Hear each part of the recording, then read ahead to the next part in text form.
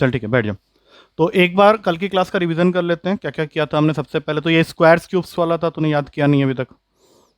अबे कर ले उसको, खत्म होते होते कर लेना। नहीं वे नहीं, फालतू बात नहीं, जो चीज़ जरूरी है वही बोलूंगा, उसके अलावा मैं खुद नहीं चाहता कि तुझे ज़्यादा प्रेशर पड़े। अच्छा, उसके बाद हम लोगों ने जो डिस्कस किया था नंबर सिस्टम। नंबर सिस्टम में क्या कंटेंट थे मैंने दे दिया था। उसके अलावा तूने देखा था उसको फिर से एक बार, वीडियो नहीं देखा? पढ़ लिया था तो वीडियो से पढ़ लेता ना जल्दी जल्दी, चल कोई नहीं। तो नंबर सिस्टम में कितने तरह के नंबर्स हैं? दो तरह के। पूछूं? नहीं नहीं, मैं पूछूं एक एक करके ना, फिर वो ज़्यादा बेटर रहेगा। तो बता, नंबर सिस्टम कितने टाइप के, नंबर कितने टाइप के होते हैं? ठीक है, रियल नंबर की क्या क्लासिफिकेशन होती है? हम्म, ठीक है। नेचुरल नंबर के टाइप्स बताओ क्या क्या होते हैं? डेफिनेशन नहीं चाहिए, वो तुझे मालूम है। Natural number starts from one, whole number में जीरो इंक्लूड कर दे, इंटीजर्स में zero, negative and positive. Rational number, those numbers which can be written in the form of p by q where q is not equals to 0, p and q both belongs to integers, p can be equals to 0. Every natural number is a rational number, every integer is a rational number, every whole number is a rational number, but vice versa is not true. irrational number किसको बोलते हैं?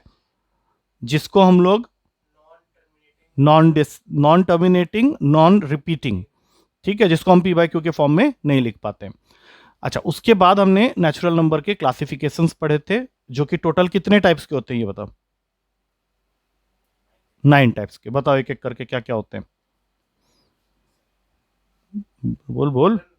Even, odd, मैं खाली first letter लिखूंगा। Even, odd, prime, prime के बाद composite, उसके बाद twin prime, then coprime, perfect square, perfect cube and then perfect number.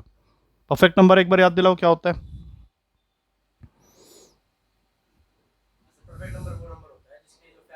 हम्म,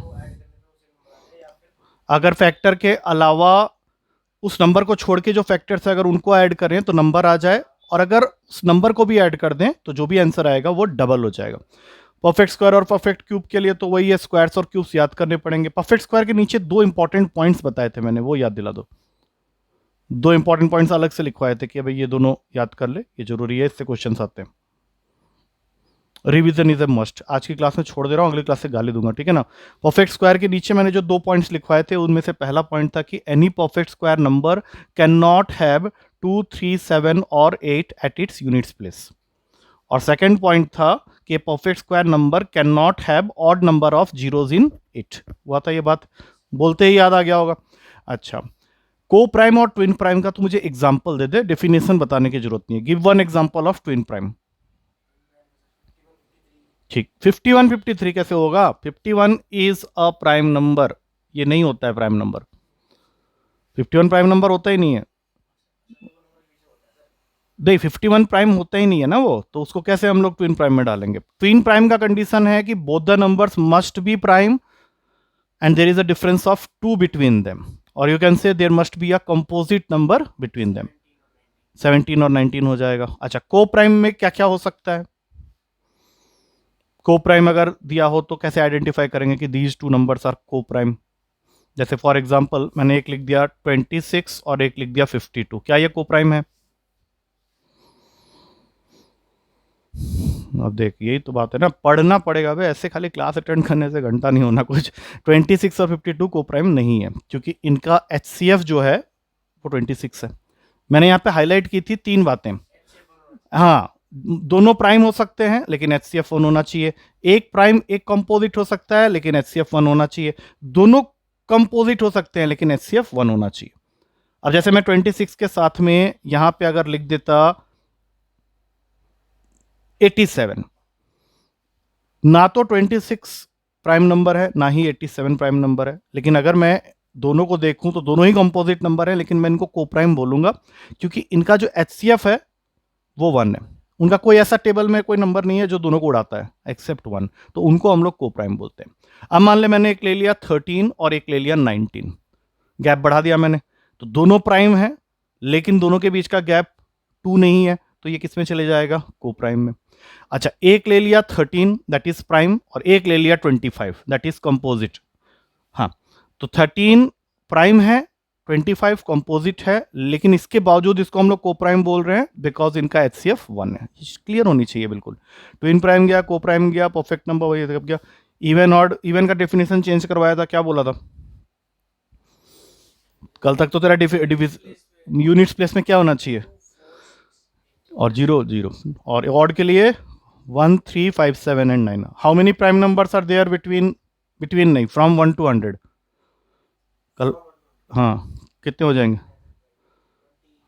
हाँ, और कंपोजिट 74। प्राइम बताना जरा देखें। हाँ बोलना, कोई नहीं, दिक्कत क्या है? गलत 2 3 5 7 9 कैसे बोल दिया बे? हम्म हम्म हम्म हम्म हम्म हम्म हम्म बहुत बढ़िया।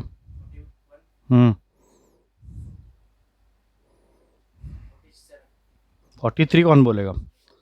47 भी है, 43 ऑर्डर में चल। हाँ नेक्स्ट 53, 57 घंटा नहीं, 59, 57 3 के टेबल में आता है, कल भी बताया था तूने। नेक्स्ट बहुत बढ़िया। 67, 71, 73 कौन बोलेगा? 73 और 79, 2 3 बज गए हैं, जल्दी जल्दी बता दे। 83, 87 नहीं है, 8 + 7 15 होता है, 3 के टेबल में आता है। 83 के बाद आए 89, और 90 to 100 के बीच में एक ही है 97।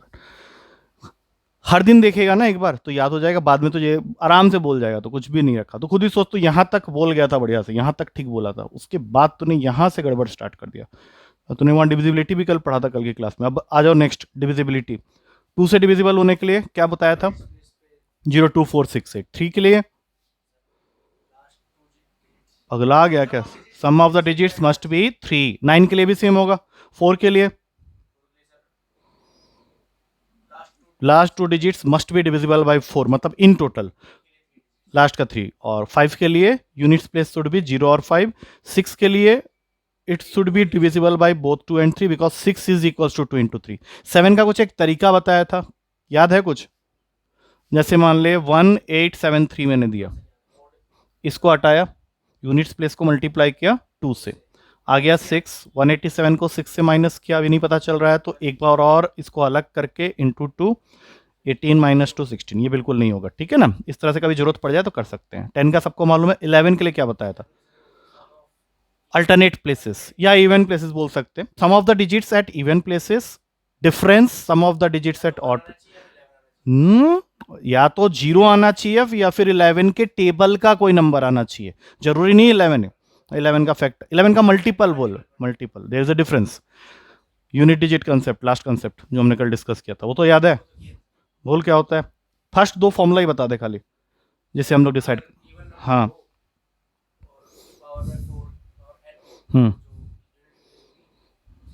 ठीक है। 1 4n मतलब 4 के टेबल का कोई नंबर हो तो। और एक्सेप्शन के लिए क्या क्या बताया था उसमें? 4 वैल्यूज ऐसी बताई थी जिसमें कोई भी नंबर रख दे अगर पावर में तो हमेशा उसी डिजिट से खत्म होगा। वो कौन कौन से नंबर थे? 0 1 5 एंड 6। याद रखना है ये। देख अभी तो स्टार्ट हुआ तो पहली क्लास में ऐसा है। पढ़, थोड़ा सा टाइम देना, पढ़ने में टाइम निकाल। तो जब काम भी दूंगा ना तेरा, मैं क्या कर रहा हूँ अभी, थ्योरी ब्रशअप कर रहा हूँ, फिर क्वेश्चंस में जाएंगे तो काम मिलेगा तुझे, असाइनमेंट मिलेगा, तो कैसे करेगा फिर? चलो ठीक है, अब आज की क्लास में स्टार्ट करेंगे।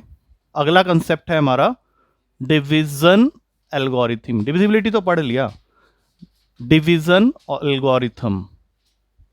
अब तू बोलेगा ये क्या होता है? डिवीजन एल्गोरिथम क्या होता है कि जब हम बचपन में पहली बार डिवाइड करना सीखे थे तो हमें बोला जाता था, टीचर बोलता था कि 38 को डिवाइड करो 7 से। अभी तो हम लोग बोल देंगे देख के अरे नहीं होगा, लेकिन टीचर बोलता था कि डिवाइड भी करना है, क्वोशेंट निकालना है, रिमाइंडर निकालना है और चेक भी करना है। तो डिवाइड करना तो अभी भी हम लोग जानते हैं कैसे करना है। 7 को 38 यहाँ रख दिया, 5 में गया 35 और ये आ गया 3। अब चेक कैसे करेंगे? तो चेक करने के लिए there is a rule that is known as division algorithm, and that rule is dividend is equals to divisor into quotient plus remainder. अब जल्दी से बता, इसमें डिविडेंड कौन है, डिविजर कौन है, कोसेंट कौन है, रिमाइंडर कौन है? जल्दी जल्दी बताना। कोसेंट बता दे पहले, सबसे पहले। 5, मैं एरो लगा दे रहा हूं। रिमाइंडर 3। अब बताओ डिविजर, डिविडेंड। डिविडेंड 38, जो बड़ा नंबर है और जो छोटा डिवाइजर। तो अभी हम लोग को जब चेक करना होगा तो हम लोग को क्या चेक करना पड़ेगा कि डिविजर इनटू कोसेंट करके अगर रिमाइंडर को ऐड करेंगे तो हमें डिविडेंड मिलना चाहिए। तो यहां पे एक बार देख लेते हैं, डिविजर था 7, कोसेंट था 5 प्लस 3, तो ये हो जाएगा 7 इंटू 8, ये तो 56 आ रहा है, ये तो गलत हो गया। इसका मतलब आना कितना चाहिए? 38। मैंने सॉल्व किया, मेरा 56 आ गया। अभी गलती कहां हुई है देख ले। अब तो किसी के अंदर से कुछ एक निकलेगा, इसलिए पूछ रहा हूं। या तो तू आइडेंटिफाई कर ले कि मैंने क्या गलती की है, या फिर मार खा। क्या 5 प्लस 3 8 करके 7 इंटू 8 कर दिया, क्या दिक्कत है? हाँ बस ये याद रखना कि बॉडमास का उल्लंघन होगा तो इस तरह की गलतियां होंगी। बॉडमास का मतलब मालूम है, लेकिन याद रखना इसके आगे एक वी भी होता है। अब ये नई चीजें हैं, लेकिन तो ये मालूम है, अभी तो भूल गया। वी का मतलब होता है, जैसे बचपन में बताया गया होगा कि ऐसे अगर बार डला हुआ है किसी नंबर के ऊपर में, तो सबसे पहले हम लोग इसी को सॉल्व करेंगे। That we is not actually bar, bar हम लोग बोलते हैं लेकिन उसका मतलब होता है वेनिकुलम। माने किसी भी ऑपरेशन के हिसाब से अगर हम लोग चल रहे हैं, वैसे तो माइनस सबसे लास्ट में होना चाहिए, लेकिन अगर हम लोग को उसके ऊपर बार दिख गया तो सबसे पहले उसको सॉल्व करेंगे। V for vinculum, B for bracket, O for of, multiplication ही होता है, लेकिन अगर ऑफ पहले है तो उसको पहले करना पड़ेगा। Then division, multiplication, addition, subtraction. तो यहाँ पे जो गलती हुई थी वो यही हुई थी कि हम लोग ये नहीं कर सकते, हम लोग को पहले मल्टीप्लाई करना पड़ेगा। 35 प्लस 3 दैट इज 38। अच्छा, डिवीजन करते समय एक रूल और होता है कि डिविडेंड की जो वैल्यू होनी चाहिए वो कोसेंट से, ये हमें से याद रखना, dividend must be greater than और इक्वल्स टू डिवीजर। अगर ऐसा नहीं है तो डिवीजन हो ही नहीं सकता। जैसे मान लो मैं यहां पे लिख देता 3 और यहां लिख देता 7, पॉसिबल ही नहीं है। नहीं समझा? अरे डिविडेंड जो है वो डिवीजर से बड़ा होना चाहिए या फिर उसके बराबर होना चाहिए। कोई प्रोसेस कर रहे हो, उसमें तुम्हारा रिमाइंडर अगर 0 आ जाए, रिमाइंडर अगर बंद हो गया था क्या, मर्ज करना पड़ेगा फिर तो, चल देख लेंगे। तो क्या बोला मैंने लास्ट में कि अगर डिवाइड करने के बाद रिमाइंडर 0 आ गया तो हम लोग क्या बोलेंगे कि this divisor is actually factor of dividend. जैसे अगर 38 की जगह मैं 35 कर दूं और बोलूं कि 35 को 7 से डिवाइड करना है, तो तू क्या करेगा? बोले यार ऐसा डिवाइड हो गया, ये तो 5 में जाएगा। तो इस केस में रिमाइंडर कितना है? 0 है। तो अगर रिमाइंडर 0 हो गया तो ये डिवीजर का मतलब हो जाएगा फैक्टर, क्योंकि वो उसको पूरा का पूरा डिवाइड कर दिया, उसका फैक्टर बन गया। और नहीं तो डिवीजर वर्ड रहेगा। ये याद रहेगा ध्यान से, इसके ऊपर बहुत सारे क्वेश्चंस बनते हैं। अब इसको हटा के नेक्स्ट कंसेप्ट होता है हमारा डिवीजन ऑफ नंबर्स के बारे में तो बात कर चुके हैं, अब बात करेंगे डिवीजन ऑफ पॉलिनोमियल्स। अब पहले ये बता पॉलिनोमियल क्या होता है, तब तो उसके डिवीजन के बारे में बात करेंगे ना। पॉलिनोमियल पढ़ा हुआ 7-8 क्लास में था हमारे एनसीईआरटी बुक में, मैथ्स के बुक में ये सारी चीजें थी। तो पॉलिनोमियल क्या होता है? जिसके अंदर ऐसे बोलेगा, देखो पॉलिनोमियल वर्ड के अंदर में 2 वर्ड छुपा हुआ है, एक पॉलिनो और एक नोमियल। पॉलीगन हमने पढ़ा था, याद है ना? तो पॉली का मतलब होता है मेनी एंड नोमियल का मतलब होता है टर्म्स। तो किसका मेनी टर्म्स? तो होता है एल्जेब्रिक एक्सप्रेशन के अगर मेनी टर्म्स हैं। अब तो पूछेगा सर एल्जेब्रिक एक्सप्रेशन क्या होता है, वो भी बता दूंगा क्या होता है। Definition of polynomial is an algebraic expression containing many terms. It can be 1, it can be 2, it can be 3, it can be more than 3। तो वो सारे के सारे पॉलिनोमियल होते हैं। अब सपोज कर लो मैं लिखता हूं 2। अब तो बोले सर 2 पॉलिनोमियल होता है, बोलो बिल्कुल होता है। 2 को हम लोग बोलेंगे इट इज कांस्टेंट पॉलिनोमियल। तो बोलेगा सर 2 को तो हम लोग natural number, whole number, integer बोलते हैं, कांस्टेंट पॉलिनोमियल कहां से हो गया? अबे देखो 2 के साथ हम लिख सकते हैं x की पावर 0। एक्स की पावर 0 1 होता है, तो तुमने इसके साथ में क्या किया, एक वेरिएबल अटैच किया और उसको पावर दे दिया 0, तो ये क्या बन गया, constant polynomial. That means every natural number is a constant polynomial, every integer is a constant polynomial, ठीक है ना।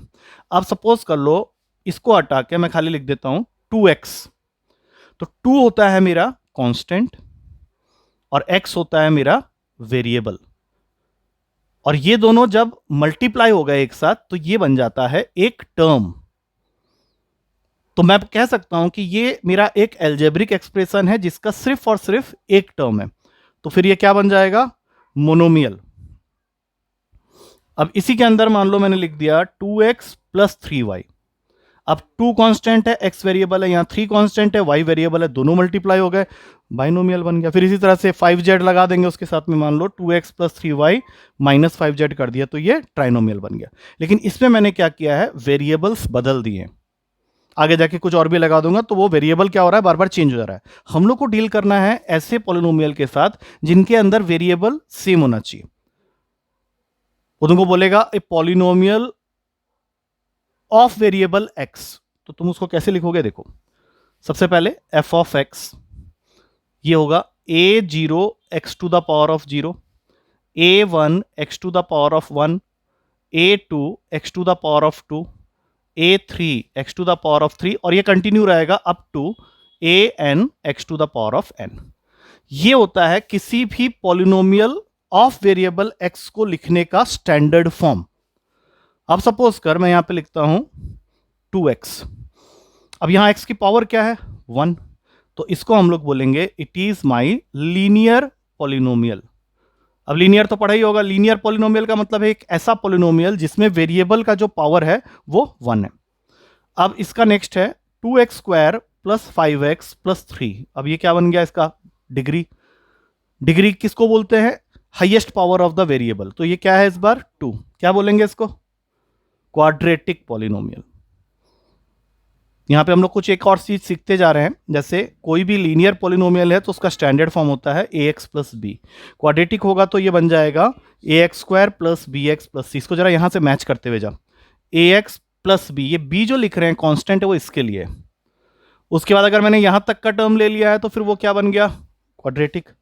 अब इसके बाद मैं लिखने वाला हूं ax cube plus b x square plus c x plus d, तो ये क्या बन जाएगा, this is my cubic polynomial. अब इसके बाद भी होता है, तुम्हारे पेपर में आया हुआ था last time, 8x power 4 b x cube plus c x square plus d x plus ई।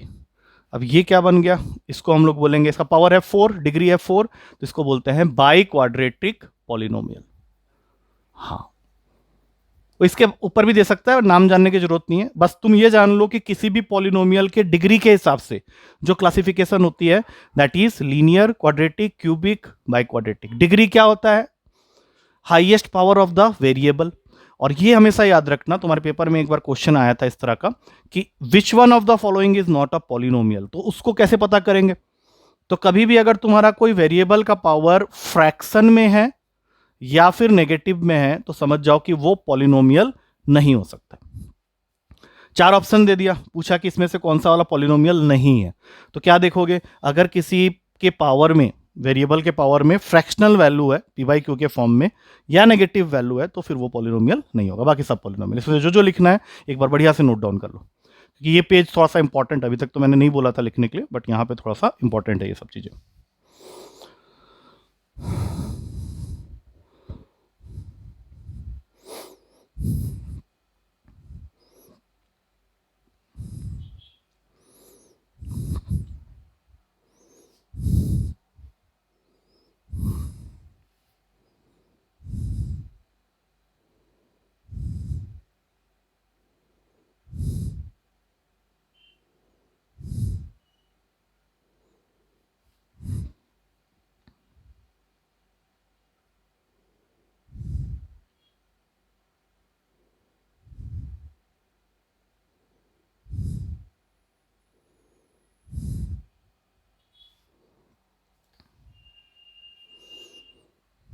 स्पीड तो नहीं हो जा रहा ज्यादा, दिक्कत हो रही है, होगी तो बोल देना वे, ऐसा कुछ नहीं है, तो बैठा है वो रिकॉर्ड होगा तो डलेगा, उसमें कोई फर्क नहीं पड़ता वे, तो अपने कंफर्टेबिलिटी पे रह।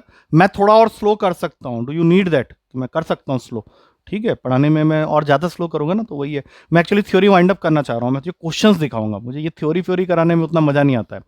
यहाँ तक सही है? पॉलिनोमियल समझ में आ गया, क्लासिफिकेशन समझ में आ गई, नंबर कांस्टेंट पॉलिनोमियल होता है, ये बात याद रखना, और सबसे इंपॉर्टेंट चीज, डिग्री फ्रैक्शन में नहीं होना चाहिए, नेगेटिव नहीं होना चाहिए। अब बात क्या हो रही थी कि डिवीजन ऑफ पॉलिनोमियल्स कैसा होगा, जैसे मैंने यहाँ पे हेडिंग क्या डाला, डिवीजन ऑफ पॉलिनोमियल, मैं सिर्फ पॉलिनोमियल ही समझाता रह गया तुझे, अब डिवीजन की बात करते हैं। सपोज कर ले तेरे पास में एक पॉलिनोमियल है px और दूसरा पॉलिनोमियल है qx, and you want to divide px with qx। तो सबसे पहली चीज क्या देखनी होती है कि जो डिग्री होना चाहिए px का, that must be greater than और equals to degree of qx। यहां पे तुम कह सकते हो कि this one is your dividend and this one is your divisor. तो जैसा हमने पढ़ा था अभी थोड़ी देर पहले कि डिविडेंड की वैल्यू अगर नंबर है तो डिविडेंड डिविजर से या तो बड़ा होगा या फिर उसके इक्वल होगा। अब पॉलिनोमियल तो इक्वल नहीं हो सकते ना, तो हम लोग उसका क्या देखेंगे, डिग्री।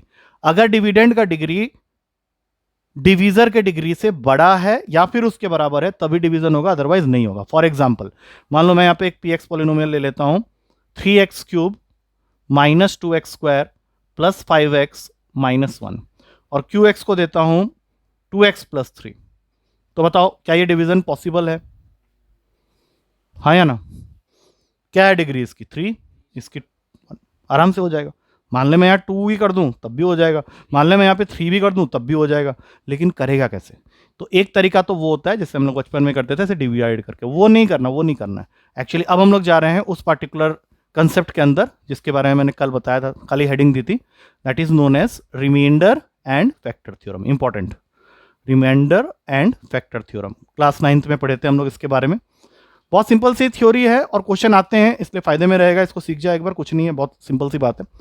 जब भी हमें किसी पॉलिनोमियल को दूसरे पॉलिनोमियल से डिवाइड करना है तो जो दूसरा पॉलिनोमियल है उसको हम लोग को इक्वेट करना पड़ेगा जीरो के साथ में। हाँ, आ गया तो समझ में? और क्या, सपोज कर लो px है 3x cube minus 2x square plus 5x minus 1, और मुझे बोला जा रहा है कि इसको डिवाइड करो 2x माइनस 3 के साथ में। तो क्या करना है हम लोग को, सबसे पहले qx को जीरो के इक्वल करके वहां से x की वैल्यू निकाल लेंगे। तो यहां से अगर x की वैल्यू निकालते हैं तो यह आएगा 3/2। फिर क्या करेंगे, इसको उठा के यहां डाल देंगे।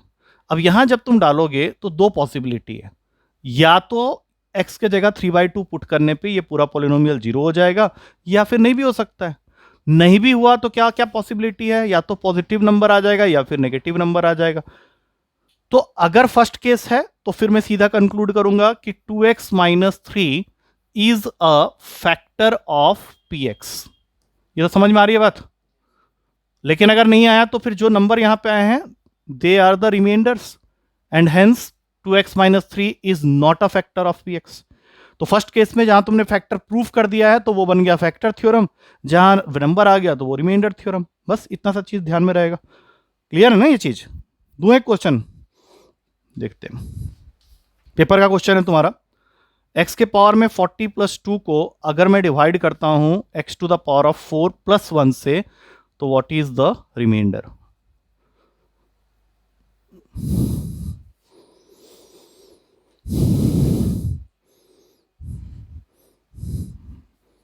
थोड़ा सा दिमाग लगेगा क्योंकि अभी तुम पकड़ में आएगा नहीं एक बार में, लेकिन कोशिश करेगा तो शायद पकड़ भी ले।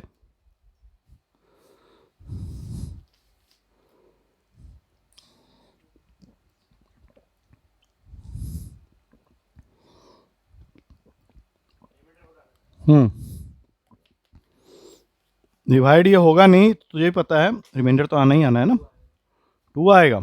इसके ऑप्शन में मिलेगा तुझे पहला ऑप्शन 0। हाँ, तो ऑप्शन से क्या होना है, 1 2 3। अब देख ले, तेरा काम थोड़ा आसान कर दिया मैंने, ये आ गया क्या मुश्किल कर दिया। ठीक है, अब तो एक आंसर बोल देगा और वो गलत अगर हो गया तो खेल खत्म हो जाएगा। चल ट्राई कर ले, ट्राई कर ले, अच्छे सिंसियरली ट्राई कर, कुछ ना कुछ तो निकलेगा बढ़िया सा।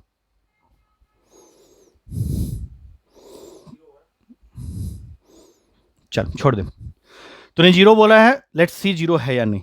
जो रूल्स थे उसी के अकॉर्डिंग वर्क करेंगे, जिससे डिवाइड करना है उसको 0 के इक्वल करना है। अब मान ले किसी कारणवश तू एक्स की वैल्यू नहीं निकाल पा रहा है, तो जो भी निकाल पा रहा है वो तो निकाल, जरूरी एक्स की वैल्यू निकाल ही नहीं पाएगा, आयोटा में चले जाएगा। तो अब क्या करोगे, एक्स की पावर 4 लाने की कोशिश करो इसके अंदर। कैसे लाओगे, देखो एक्स की पावर 4 लिख के पावर में रख दिया 10, कर सकते हैं ये काम, +2। अब एक्स की पावर 4 -1 है, यहां पे पुट कर दे, -1 के पावर में 10 कितना होता है 1, तो 1 एंड 2 ऐड होके कितना हो गया 3। Correct answer is D option. बहुत सिंपल, क्लियर है ये चीज, गया दिमाग के अंदर, रिमाइंडर फैक्टर थ्योरम चला गया। अब आते हैं एक और इंपॉर्टेंट कंसेप्ट के अंदर, दैट इज पावर एक्सपोनेंट्स। ये ध्यान रखना, ये अगेन बहुत इंपॉर्टेंट चीज है। मैंने पावर एक्सपोनेंट लिखा है, एक और टर्म यहां पे यूज कर देता हूं इंडेक्स, ये तीनों एक ही है। अब जैसे मैं लिखता हूं, ये क्या पढ़ोगे इसको, a to the power of m, तो ये जो a है इसको हम लोग बोलते हैं बेस, और ये जो पावर में लिखा हुआ है इसके 3 नाम है, पावर, एक्सपोनेंट एंड इंडेक्स। सबसे पहले तो ये बेस अपना क्लियर कर लें हम लोग। उसके बाद इसमें क्या होता है, देखो ध्यान से, हम लोग को ऐसे सिचुएशन मिलेंगे जहां पे लिखा होगा a to the power of x is equals to b, if a to the power of x is equals to b, then what is a। Question करते समय, चलो मैं और सिंप्लीफाई कर देता हूं। सपोज कोई क्वेश्चन तो कर रहा है जहां पे एक्स स्क्वायर की वैल्यू आ गई 4, और मैं तुमसे पूछूं एक्स निकाल, ये तो बता देगा आराम से 2। कैसे बताया, देख मैं बताता हूं। तूने 4 के ऊपर रूट लगाया होगा पक्का, लेकिन रूट का मतलब होता है 1/2।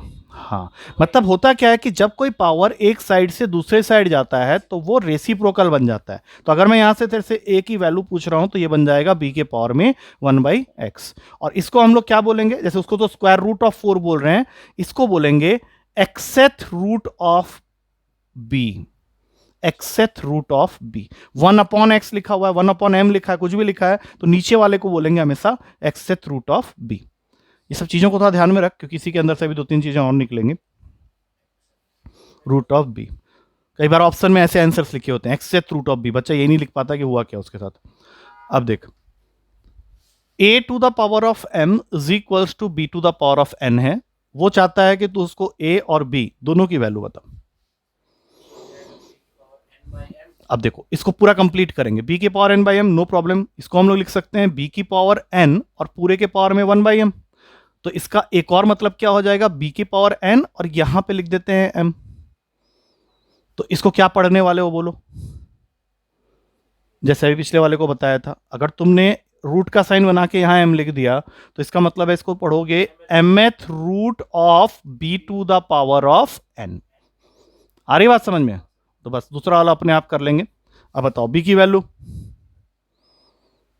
b की वैल्यू यहीं से है, नहीं पूरा लिखेंगे, बोलो। हाँ हाँ, बहुत बढ़िया। हाँ 1/n, या फिर यहां a की पावर m, हाँ nth root of a to the power of m। अब आ गया समझ में, अभी कुछ देर के लिए तो आ गया है a to the power of m। ठीक है, इसको अब क्या करना है देख ले एक बार, अगर ध्यान में घुस गया तो ठीक है, लेकिन हो सकता है घुस गया ना पक्का। चल फिर इसमें बनते हैं लॉज ऑफ एक्सपोनेंट्स, मतलब अपार्ट फ्रॉम दैट जो अभी हमने पढ़ा वो तो है ही, लॉज ऑफ एक्सपोनेंट्स तो आराम से बता देगा, मेरे ख्याल से याद होगा। a to the power of m into a to the power of n, जल्दी ऐड हो जाएगा a to the power of m plus n, a to the power of m upon a to the power of n, या फिर a to the power of m divided by a to the power of n, minus हो जाएगा। तीसरे number पे a to the power of m whole raise to the power of n, multiply. चौथा formula a to the power of 0 अगर लिखा है 1, a के power में कोई भी नेगेटिव n लिखा हुआ है, अपॉन करेंगे और पूरे के ऊपर में n लगाएंगे, और बाद में 1 के पावर में कुछ भी लिख 1 ही आएगा। ठीक है, एक उल्टा किया। अब यहां पे बताओ a बाई बी के पावर में -n, इसको करना सीधा रेसिप्रोकल कर देंगे, और रेसिप्रोकल करके जब तुम इसको ब्रैकेट से बाहर निकालोगे तो b की पावर n अपॉन a की पावर n। सातवां formula a to the power of m into b to the power of m, basis बदल दिए, पावर सेम कर दिया, बीच में multiply, a b whole raise to the power of m। और इसी तरह से a to the power of m divided by b to the power of m।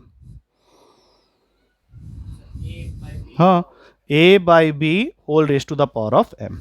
Ninth formula, हाँ लिखूं, यहां लिखता हूं, if a to the power of m is equals to a to the power of n, then m and n are equal। अब पहले ये देख ले, अगर समझ में आ गया है तो कोई बात नहीं, मत लिख, लेकिन अगर नहीं आया है तो एक बार अच्छे से देख ले तू पहले, ठीक है, पक्का, क्योंकि इससे क्वेश्चन रिलेट हो जाएंगे। यहां पावर एक्सपोनेंट्स खत्म होता है। अब आखिरी चीज, बेसिक ऑपरेशन एंड फैक्टराइजेशन। मैंने बोला था ना कुछ एल्जेब्रिक आइडेंटिटीज याद करके आना, तो ये अभी हम लोग उसी स्टेज में आ गए हैं कि तुझे फॉर्मूलाज अभी बताने पड़ेंगे मुझे। 7th 8th 9th क्लास के एल्जेब्रा के formula. Let's start with class 7th। a plus b का whole square plus 2ab plus B square, जैसे बाइनोमियल थ्योरम पढ़े थे तो इस हिसाब से चलते हैं। a माइनस बी का होल स्क्वायर, बहुत बढ़िया। क्लास 7th का एक और बहुत important formula, a square minus b square, a plus b into A minus B. अब इन्हीं फॉर्मूला से हम लोग कुछ फॉर्मूला डिराइव करते हैं जिसको फैक्टराइजेशन फॉर्मूला बोलते हैं। जैसे क्वेश्चन करते समय कई बार ऐसा हो सकता है ए स्क्वायर प्लस बी स्क्वायर की तुझे जरूरत पड़ जाए। हाँ, ए प्लस बी का होल स्क्वायर माइनस 2ab, और जब तू ये लिखेगा ना तो देख यहां पे होल स्क्वायर आ रहा है, ये वैल्यू भी होल स्क्वायर होगा, तो अगेन ये वाले फॉर्मूले में चले जाएंगे। वो क्वेश्चन जब आएगा तब बताऊंगा। अच्छा, ये हो गया क्लास 7। अब आते हैं क्लास 8th में। इनके पावर को बढ़ा देते हैं, ए प्लस बी का whole cube, a cube plus B cube plus 3ab into a plus b. दोनों फॉर्मूलाज इंपॉर्टेंट है, मैं ये नहीं बोल सकता कि हाँ ये जरूरत पड़ेगी अभी। हाँ, इसको ओपन कर दे। ये बन जाएगा 3a² प्लस 3ab स्क्वायर, अब आफ्टर ओपनिंग द ब्रैकेट। अब इसी का माइनस वाला वर्जन, प्लस क्यों आएगा, minus B cube minus 3ab into ए माइनस बी। अब इसको ओपन करो, ओपन कर, A cube minus B cube minus 3a² plus 3ab square. इसी में a plus B plus C के होल स्क्वायर का फॉर्मूला, क्यूब कहां से आ गया,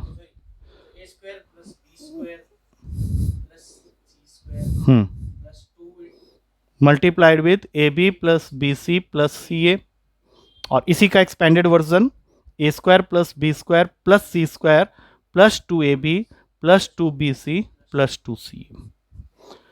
क्लास 8 ओवर। यहां तक तुझे पता है। अब देखिए यहां से भी दो डिराइव्ड फॉर्मूला बन सकता है ए क्यूब प्लस बी क्यूब के लिए, जैसे हमने ये बनाया था। ये वाले फॉर्मूला को लेके चला देंगे, ठीक है। ए प्लस बी का होल क्यूब माइनस 3ab ए प्लस बी, ये तेरा बन गया। इसका जरूरत पड़ेगा हम लोग को। उसके बाद क्लास 9th का 3 फॉर्मूला, जिसमें सबसे पहला a cube plus B cube ही है, लेकिन वो वाला नहीं, अलग। That is again known as factorization formula. वो मत बोलना, वो तो उसी से निकला है। एक और होता है जो हमें क्वेश्चन करते समय जरूरत भी पड़ेगी। चल मैं हेल्प करता हूं, उसके बाद वाला तू बता देना। इसमें होता है पहले ब्रैकेट में ए प्लस बी और दूसरे ब्रैकेट में A square minus A B plus B square. कुछ याद आया? नहीं आया तो कोई बात नहीं, इसको नोट डाउन करना फिर। और इसी का दूसरा भाई होता है ए क्यूब माइनस बी क्यूब। अब गेस कर इसमें क्या होगा।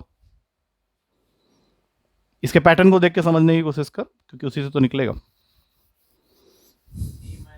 स्टार्ट ऑब्वियस सी बात है, ए माइनस बी से होगा। Now what other changes you are going to get? हाँ, प्लस बी स्क्वायर। बस अब देख ले, इसमें से जो लिखना लिख, क्योंकि एक फॉर्मूला और है बहुत तगड़ा, उससे क्वेश्चन आते हैं, ठीक है ना। इसको एक बार लिख लो। हाँ, जो भी है इसमें से जो भी लिखना लिख ले।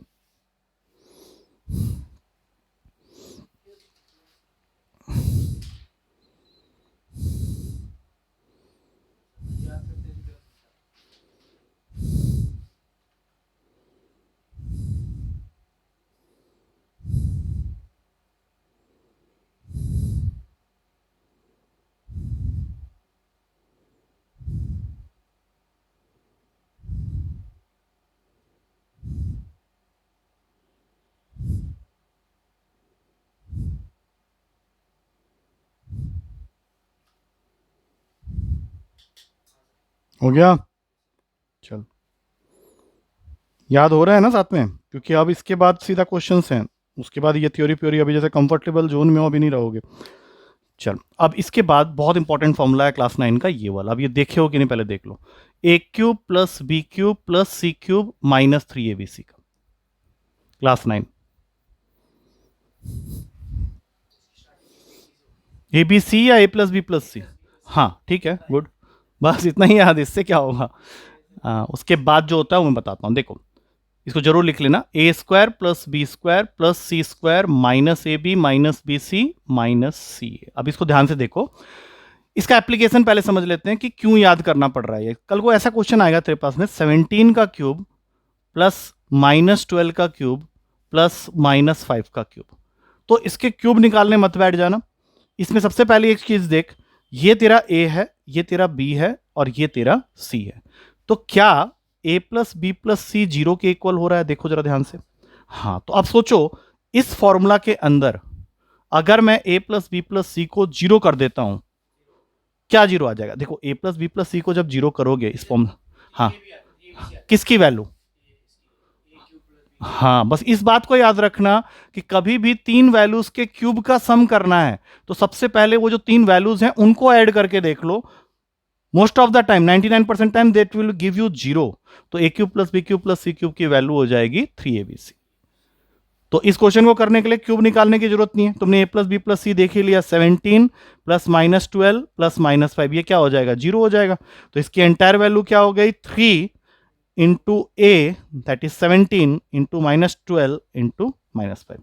ये इसकी वैल्यू होगी और कुछ करने की जरूरत नहीं है, बस ये फॉर्मूला लिखो, ऊपर वाला रिजल्ट लिख लो। ठीक है, इसको नोट डाउन कर लो, बस खत्म कर दो उसको।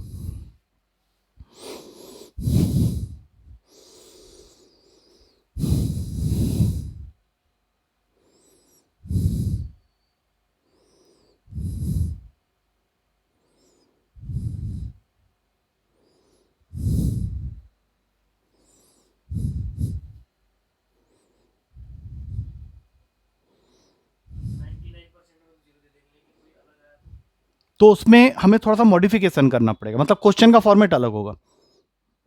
मतलब उसमें ये होगा ही नहीं कि ये चीज पूछ रहा हो तुमको, कुछ अलग ही होगा उसका क्वेश्चन। ये हो गया। अब बता कितना कुछ आज तूने सीखा, उसमें क्या क्या दिमाग के अंदर रह पाया तेरा? क्योंकि अब तो सीधा क्वेश्चंस में जाना है हम लोग को, इन्हीं के एप्लीकेशन को देखना है। चीज़ें घुसेगी दिमाग के अंदर, उनका रिकैपिटलाइजेशन करना पड़ेगा तुझे जाके। हमने स्टार्ट कहाँ से किया था? अब चलो, अब कुछ दो तीन चीज़ें और मैं बता देता हूँ जो बीच में अभी स्किप हुई है। जब हम लोग नंबर थ्योरी कर रहे थे ना, तो हमने एक टर्म यूज़ किया था, टर्मिनेटिंग एंड नॉन टर्मिनेटिंग। ये तुम्हारे पेपर का एक एरिया बनता है क्वेश्चन का, टर्मिनेटिंग एंड नॉन टर्मिनेटिंग। मैंने इसको बचा के रखा था, सोचा था इसको लास्ट में बताऊंगा ताकि ज़्यादा आराम से समझ में आए। ये जो टर्मिनेटिंग और नॉन टर्मिनेटिंग होता है, ये होते हैं डेसिमल रिप्रेजेंटेशन। अब तो बोला डेसिमल रिप्रेजेंटेशन क्या होता है? इसके लिए बस 2 सेकंड के लिए सोच कि अगर मुझे 1/2 को सॉल्व करना है तो मैं क्या करूंगा। जैसे मेरे पास में 1/2 है, मैं इसको सॉल्व करना चाहता हूं, तो मैं क्या करूंगा? डिवाइड करूंगा। डिवाइड करूंगा तो ये क्या बन जाएगा? 0.5। आगे तो कुछ जाएगा ही नहीं, तो इसको मैं बोलूंगा कि this is my terminating decimal representation. लेकिन वही अगर मैं लेता हूं 1/3, तो ये हो जाएगा 0.33333। खत्म नहीं हो रहा है, लेकिन यहां पे क्या हो रहा है? रिपीट हो रहा है। तो इसको हम लोग कैटेगराइज करेंगे नॉन टर्मिनेटिंग बट रिपीटिंग, या फिर इसका एक और टर्म होता है रिकरिंग डेसिमल रिकरिंग, रिकरिंग या फिर रिपीटिंग। लेकिन कल जैसे मैंने एक एग्जांपल लिया था 22/7, इसको सॉल्व करोगे तो ये आ जाएगा 3.14258, ये चलते रहेगा। अब हाँ, नॉन टर्मिनेटिंग, नॉन रिपीटिंग, या जिसको हम लोग नॉन रिकरिंग भी बोल सकते हैं। तो तू बोले ये क्या है, ये तो आसान है। अरे नहीं, क्वेश्चन पेपर में वो क्या करेगा, वो तुमको 4 ऑप्शंस दे देगा, थोड़े बड़े नंबर से लेगा, और वो तुमको बोलेगा कि विदाउट परफॉर्मिंग एक्चुअल डिवीजन, या ये लाइन वो लिख नहीं सकता, तुम बोलेगा, तुम मानेगा थोड़ी।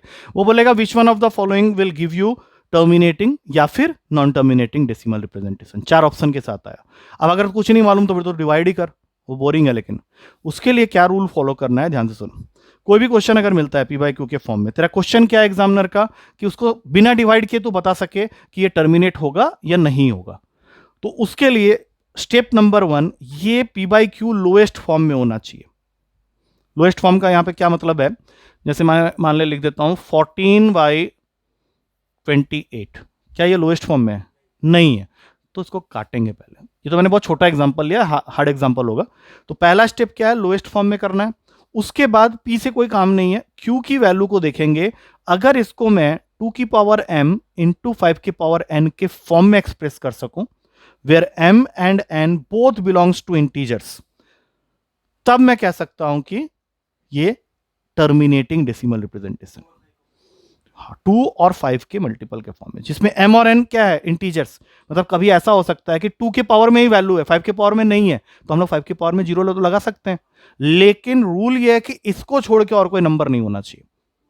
हाँ, अगर वो आ गया तो फिर वो कहां चले जाएगा, नॉन टर्मिनेटिंग। अब समझ में आ रहा है क्या बोल रहा हूं, देख जैसे मान ले क्वेश्चन देता है तुझे 5/180, 9/20, 41/360, 6/125। अब क्वेश्चन है इन चारों में से बताना है कि which one of the following is going to give you terminating decimal representation.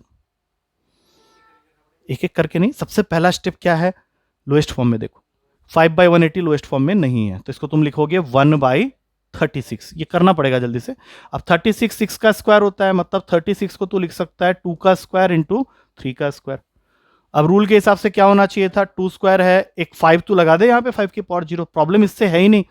नहीं है तो क्या हुआ, लगा लेंगे, लेकिन यहाँ पे एक्स्ट्रा क्या आ गया, 3।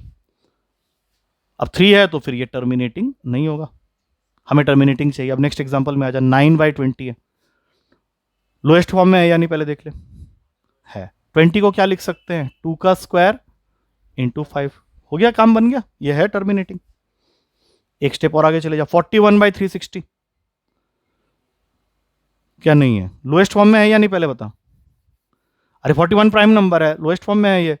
360 को तोड़ना पड़ेगा, 360 को कैसे तोड़ेगा, तेरी मर्जी, जैसे भी तोड़ना है तोड़।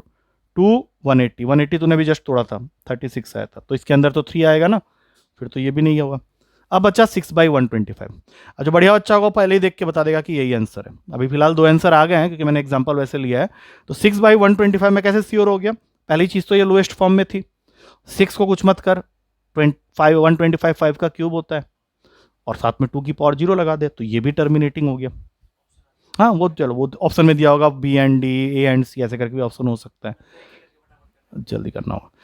ये याद रखना है, पहला step P/Q must be lowest form, दूसरा Q should be expressible in the form of 2 की पावर, लिख ले इसको, और क्या। अच्छा, इसमें फिर एक चीज और रह जाती है, वो कंप्लीट करेगा पूरा थ्योरी।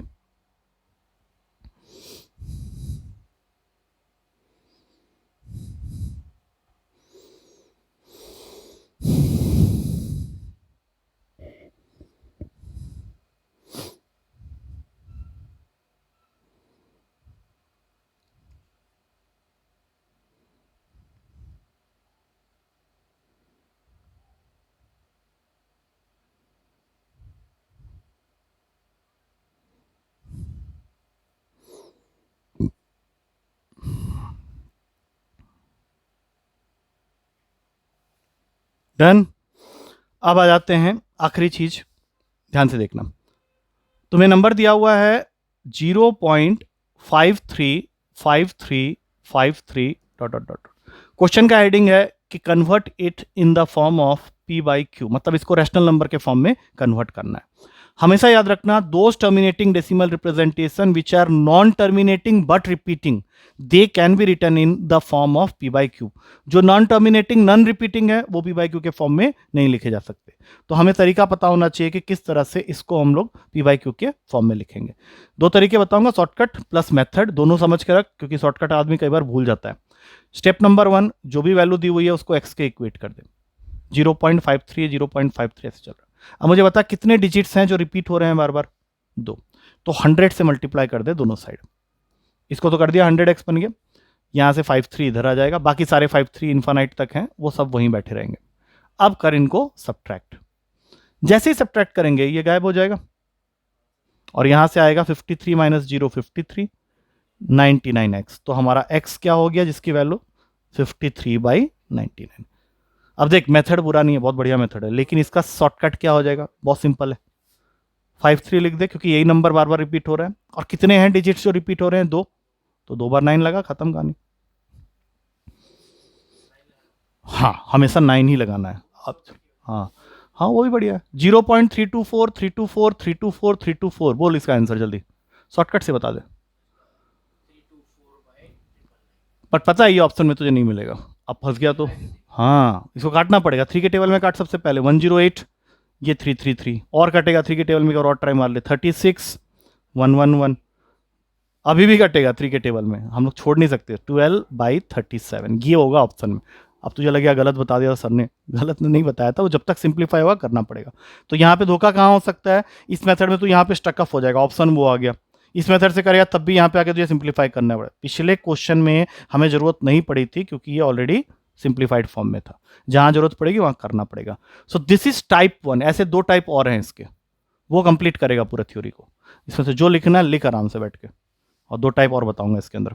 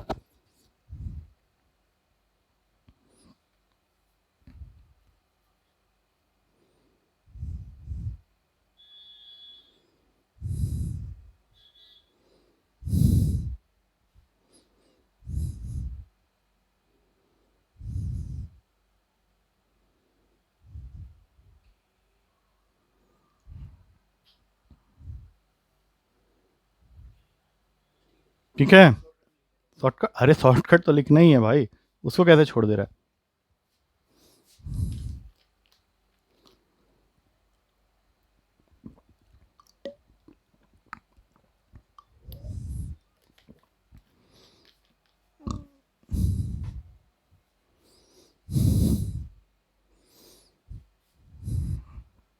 ठीक है, तो अपने लैंग्वेज में लिख ले, कोई दिक्कत नहीं है। अब आते हैं इसी के अंदर टाइप 2। टाइप 2 क्या कहता है, जैसे वो क्या करेगा, यहां पे लिखेगा 5.373737 डॉट डॉट डॉट। पिछले क्वेश्चन में और इस क्वेश्चन में बस एक छोटा सा फर्क है, ये वाला पार्ट तो सेम है, पॉइंट के बाद उसने 0 नहीं रखा, एक नंबर रख दिया। कुछ भी रख सकता है, 15 भी रख सकता था, यहाँ पे कुछ भी रख सकता था। तब मेथड, सबसे पहले एक्स के इक्वेट किया, 5.37373737 डॉट डॉट डॉट डॉट। अब कितने डिजिट्स रिपीट हो रहे हैं, 2। किससे मल्टीप्लाई करेंगे, 100 से। जैसे ही मल्टीप्लाई करेंगे क्या होगा, 5 तो है ही, उसको तो हटा नहीं सकते, 37 आ जाएगा, बाकी ये 37 वैसे ही पड़े रहेंगे।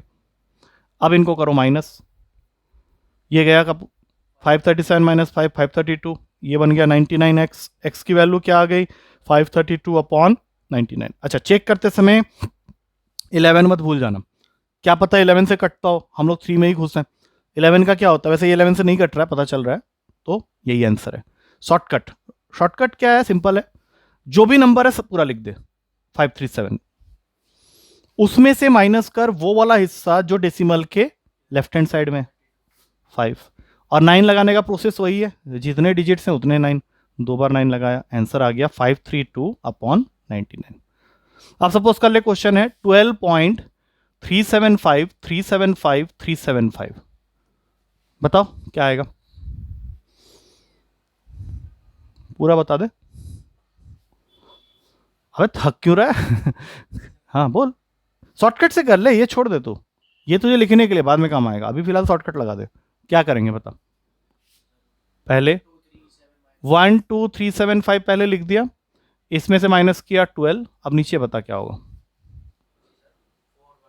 4 बार 9 कहाँ है, 4 बार 9, 375 तो रिपीट मार, 3 बार 9 माइनस कर, ये बन जाएगा 12363 अपॉन में 999। अब ये कट रहा है 3 से, काटो, 4121, ये मैं जल्दी जल्दी कर देता हूँ, तो पता नहीं समझ पाता है कि ना उसको, 333, अब नहीं कटेगा, ये खत्म है, डिविजिबिलिटी चेक कर ली मैंने, आ रहा है समझ में, लिख इसको भी लिख, फिर एक टाइप 3 भी निकलेगा।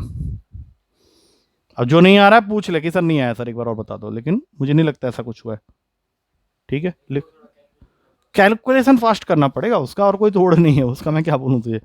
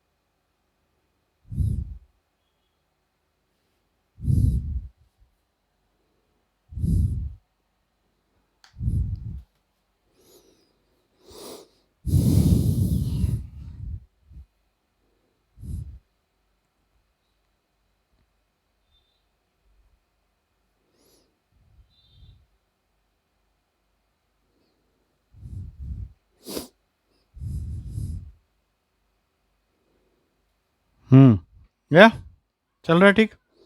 आखिरी केस, टाइप 3। 12.5353535। मतलब एक तरह से देखा जाए तो ये क्वेश्चन तुझे ऐसे भी मिल सकता है 12.535 के ऊपर में बार। अब इसमें दो चेंजेस तुझे दिख रहे हैं। पहली चीज, डेसिमल के बाद कुछ नंबर ऐसे हैं जिनके ऊपर बार है, कुछ नंबर ऐसे हैं जिनके ऊपर बार नहीं है, और डेसिमल से पहले ऐसे नंबर हैं जिसमें बार है ही नहीं। ठीक है, करना कुछ नहीं है, पहले मेथड से चलते हैं। x is equals to 12.5353535 dot dot. अब वही सेम क्वेश्चन, यहां पे मैं तुमसे पहले ये नहीं पूछने वाला कि कितने डिजिट्स रिपीट हो रहे हैं, क्योंकि यहां पे एक ऐसा डिजिट भी है जो रिपीट नहीं हो रहा है। वो कितने? एक। तो सबसे पहले 10 से मल्टीप्लाई करेंगे। 10 से क्यों मल्टीप्लाई करेंगे? क्योंकि एक इधर आ जाए, तो 10 से मल्टीप्लाई कर दो पहले। 10x 125.353535। अब ये क्वेश्चन सेकंड केस की तरह हो गया। किससे करेंगे? 100 से। किसको करेंगे? इसको, इस वाले को करेंगे, उससे को नहीं करने का कोई फायदा नहीं है। इसको करेंगे 100 से, तो ये बन जाएगा 1000x, और ये बन जाएगा 12535.353535। अब माइनस मारो, ये गया।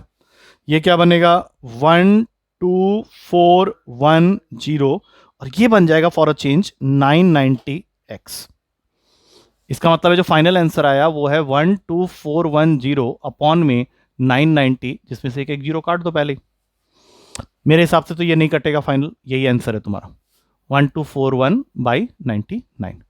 मेथड के बाद शॉर्टकट। अब देखो ध्यान से, शॉर्टकट क्या है? सबसे पहले पूरा नंबर लिखो, 12535 पूरा नंबर मतलब यही होता है। इसमें से वो पार्ट माइनस कर दो जिसपे बार है ही नहीं, तो क्या है? 1 2 और साथ में 5 भी। 125, इस पे बार नहीं है ना, माइनस। सबसे पहले पूरा नंबर लिख दिया। अब जिन नंबर्स पे बार है ही नहीं उसको माइनस कर दो। ठीक है, अब देखो यहां पे नीचे देखो, नीचे क्या करना है वो थोड़ा अलग होने वाला है। जितने नंबर पे बार है उतने तो 9 लगाएंगे ही लगाएंगे, तो 2 9 तो बाय डिफॉल्ट आना ही आना है। डेसिमल के बाद जितने नंबर पे बार नहीं है वो कितने हैं? एक, तो उतना जीरो लगेगा। अब इसको माइनस करते ही फिर से वही आंसर आ जाएगा 12410 अपॉन 990, एक एक जीरो कट कर लिख लो इसको भी। नहीं करेगा मेथड? नहीं, थोड़ा सा देख दिमाग में जरा जोर डाल, मतलब ये हार्ड नहीं है, क्योंकि देख पेपर में बहुत सारी चीजें यहाँ पे मैं थोड़ा जल्दी करना होता है तो वो काम आएगा। जैसे मैं तेरा छोटा सा प्रैक्टिस करा देता हूँ ना, जैसे मान ले 4.973 बार डाला हुआ, बोल इसका आंसर 73 पे बार है, क्या करेगा? जैसा, हाँ 4973 लिखा, माइनस क्या किया? हाँ, माइनस क्या करेगा? माइनस तुझे उसको करना है जिसपे बार है ही नहीं, तो कौन कौन है? 4 और 9 दोनों ही है, 49। और नीचे में क्या बताया कैसे लगाते हैं? 9, पहले 9 लगाएंगे, कितने 9 आएंगे? दो, एक जीरो। हमेशा याद रखना डेसिमल के बाद जितने नंबर पे बार नहीं है उतने जीरो होंगे। तो इसको सॉल्व करते ही आंसर आ जाएगा। अदरवाइज फिर हम मेथड से कर सकते हैं, कोई दिक्कत नहीं है। हाँ, वो याद करना पड़ेगा तुझे, वो जरूरी है।